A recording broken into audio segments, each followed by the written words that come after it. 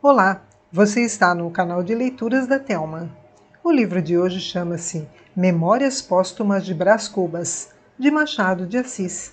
Narração, Thelma Schinkermann. Capítulo 92. Um homem extraordinário. Já agora acabo com as coisas extraordinárias. Vinha de guardar a carta e o relógio, quando me procurou um homem magro e meão, com um bilhete do Cotrim, convidando-me para jantar. O portador era casado com uma irmã do Cotrim. Chegara poucos dias antes do norte, chamava-se Damasceno, e fizera a Revolução de 1831. Foi ele mesmo que me disse isso no espaço de 5 minutos.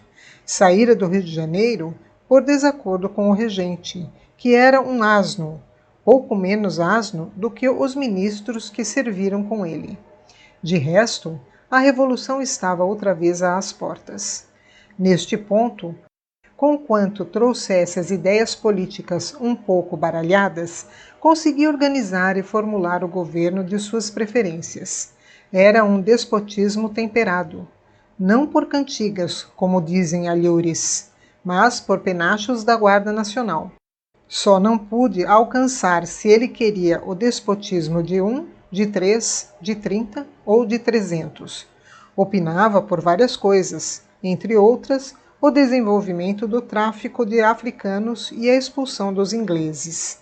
Gostava muito de teatro. Logo que chegou, foi ao Teatro de São Pedro, onde viu um drama soberbo, A Maria Joana, e uma comédia muito interessante, Catley, ou A Volta à Suíça. Também gostará muito de Perini, na Safo, ou na Ana Bolena. Não se lembrava bem. Mas a Candiani, sim senhor, era papa fina. Agora queria ouvir o Hernani, que a filha dele cantava em casa ao piano. Hernani, Hernani, invola-me. E dizia isto levantando-se e cantarolando a meia voz. No norte essas coisas chegavam como um eco. A filha morria por ouvir todas as óperas. Tinha uma voz muito mimosa, a filha. E gosto, muito gosto. Ah, ele estava ansioso por voltar ao Rio de Janeiro. Já havia corrido a cidade toda, com umas saudades. Palavra. Em alguns lugares teve vontade de chorar. Mas não embarcaria mais. Enjoara muito a bordo, como todos os outros passageiros, exceto um inglês. Que os levasse o diabo os ingleses. Isso não ficava direito sem irem todos eles barra fora. Que é que a Inglaterra podia fazer-nos? Se ele encontrasse algumas pessoas de boa vontade, era obra de uma noite de expulsão de tais gondemes. Graças a Deus, tinha patriotismo. E batia no peito, o que não admirava porque era de família. Descendia de um antigo capitão-mor, muito patriota. Sim, não era nenhum pé rapado. Viesse a ocasião, e ele havia de mostrar de que pau era a canoa. Mas fazia-se tarde. Ia dizer que eu não faltaria ao jantar, e lá me esperava para a maior palestra. Levei-o até à porta da sala. Ele parou, dizendo que simpatizava muito comigo. Quando casara, estava eu na Europa. Conheceu meu pai, um homem às direitas, com quem dançara um célebre baile da Praia Grande. Coisas, coisas. Falaria depois. Fazia-se tarde. Tinha de ir levar a resposta ao Cotrim. Saiu. Fechei-lhe a porta. Capítulo 93. O jantar. Que suplício que foi o jantar. Felizmente, Sabina fez-me sentar ao pé da filha de Damasceno, uma Dona Eulália, ou mais familiarmente, Nhã Loló, moça graciosa, um tanto acanhada a princípio, mas só a princípio. Faltava-lhe elegância, mas compensava-a com os olhos que eram soberbos, e só tinham o defeito de se não arrancarem de mim, exceto quando desciam ao prato. Mas Nhã Loló comia tão pouco que quase não olhava para o prato. De noite cantou. A voz era, como dizia o pai, muito mimosa. Não obstante, esquivei-me. Sabina veio até a porta e perguntou-me que tal achara a filha do Damasceno. Assim, assim. Muito simpática, não é? Acudiu ela. Falta-lhe um pouco mais de corte. Mas que coração! É uma pérola. Bem boa noiva para você. Não gosto de pérolas. Casmurro. Para quando é que você se guarda? Para quando estiver a cair de maduro? Já sei. Pois, meu rico, quer você queira, quer não, há de casar com Nhanhã Loló. E dizia isso a bater-me na face com os dedos, meiga como uma pomba, e ao mesmo tempo intimativa e resoluta. Santo Deus, seria esse o motivo da reconciliação? Fiquei um pouco desconsolado com a ideia, mas uma voz misteriosa chamava-me à casa de Lobo Neves. Disse adeus a Sabina e às suas ameaças. Capítulo 94. A causa secreta. Como está, minha querida mamãe? A esta palavra, Virgília amuou-se, como sempre. Estava ao canto de uma janela, sozinha, a olhar para a lua, e recebeu-me alegremente. Mas quando lhe falei no nosso filho, amuou-se. Não gostava de semelhante alusão. Aborreciam-lhe as minhas antecipadas carícias paternais. Eu, para quem ela era já uma pessoa sagrada, uma âmbula divina, deixava-a estar quieta. Supus a princípio que o embrião, esse perfil do incógnito, projetando-se na nossa aventura, lhe restituíra a consciência do mal. Enganava-me. Nunca Virgília me parecera mais expansiva, mais sem reservas, menos preocupada dos outros e do marido. Não eram remorsos. Imaginei também que a concepção seria um puro invento, um modo de prender-me a ela, recurso sem longa eficácia, que talvez começava a oprimi-la. Não era absurda esta hipótese. A minha doce Virgília mentia às vezes, com tanta graça. Naquela noite, descobri a causa verdadeira. Era medo do parto e vexame da gravidez. Padecera muito quando lhe nasceu o primeiro filho. E essa hora, feita de minutos de vida e minutos de morte, dava-lhe já, imaginariamente, os calafrios do patíbulo. Quanto ao vexame, complicava-se ainda da forçada privação de certos hábitos da vida elegante. Com certeza, era isso mesmo. Dei-lhe a entender, repreendendo-a, um pouco em nome dos meus direitos de pai. Virgília fitou-me. Em seguida, desviou os olhos e sorriu de um jeito incrédulo. Capítulo 95. Flores de antanho.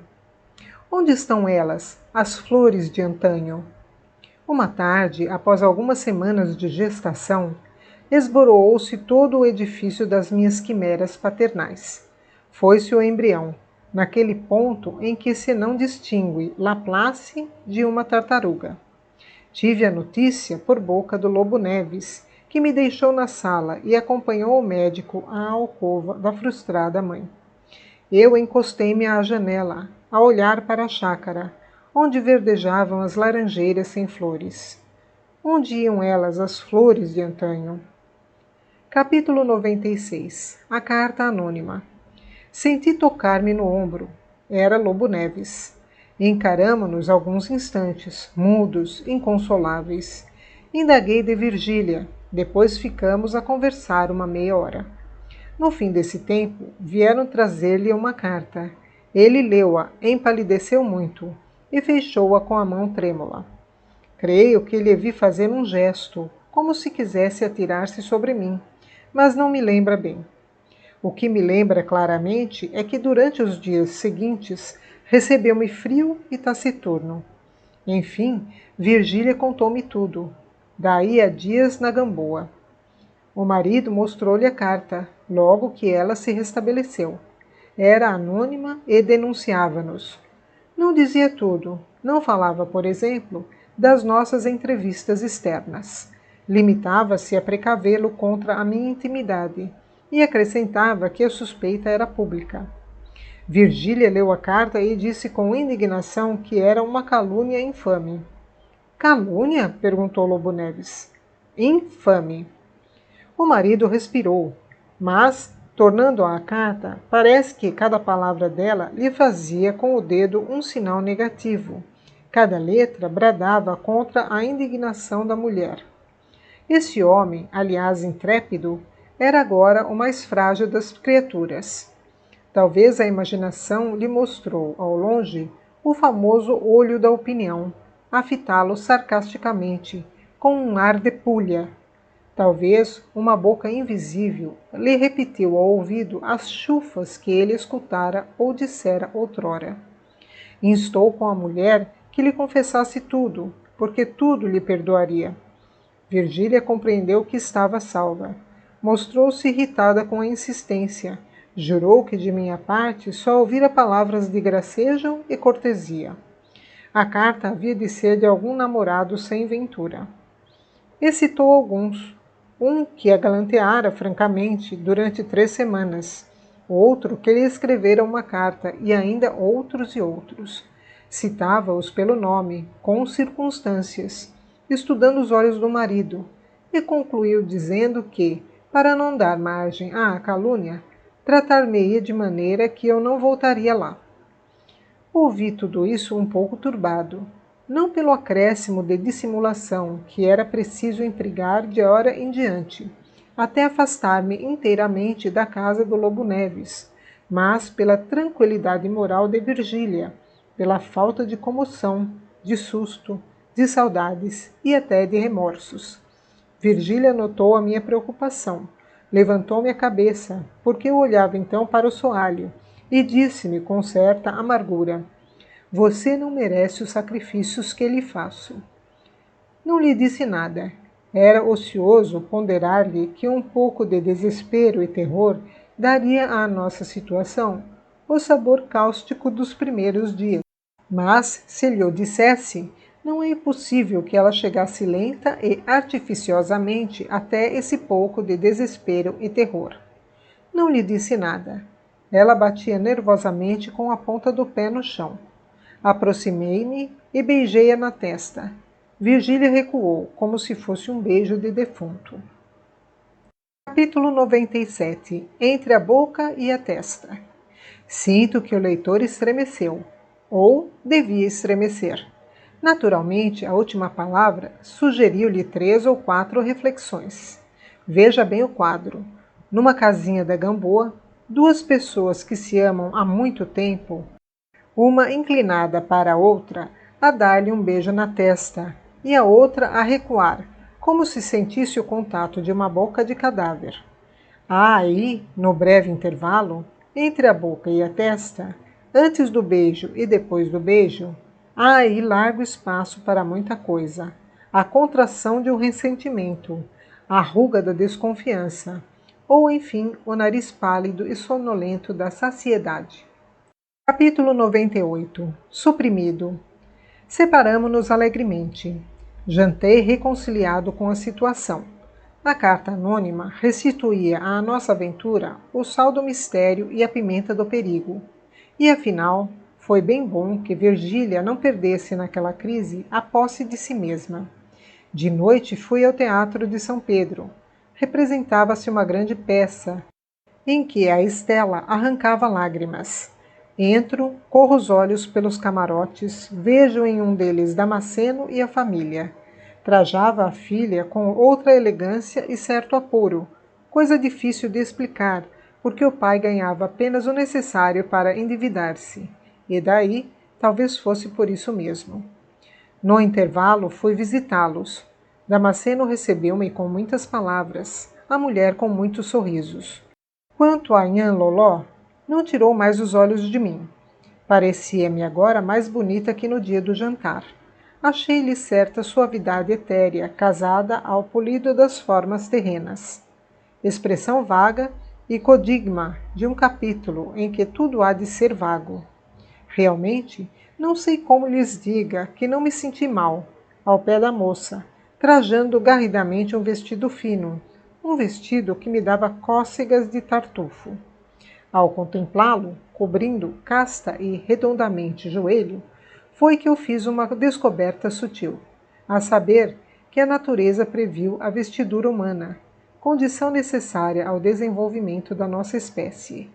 A nudez habitual, dada a multiplicação das obras e dos cuidados do indivíduo, tenderia a embotar os sentidos e a retardar os sexos, ao passo que o vestuário, negaceando a natureza, aguça e atrai as vontades, ativa-as, reproduz-las e, conseguintemente, faz andar a civilização. Abençoado o uso que nos deu Otelo e os paquetes transatlânticos. Estou com vontade de suprimir este capítulo. O declive é perigoso. Mas, enfim, eu escrevo as minhas memórias e não as tuas, leitor pacato. Ao pé da graciosa donzela, parecia-me tomado de uma sensação dupla e indefinível. Ela exprimia inteiramente a dualidade de Pascal, l'ange et la bête, com a diferença que o jansenista não admitia a simultaneidade das duas naturezas, ao passo que elas aí estavam bem juntinhas. L'ange, que dizia algumas coisas do céu, e la bête, que... Não, decididamente suprimo este capítulo.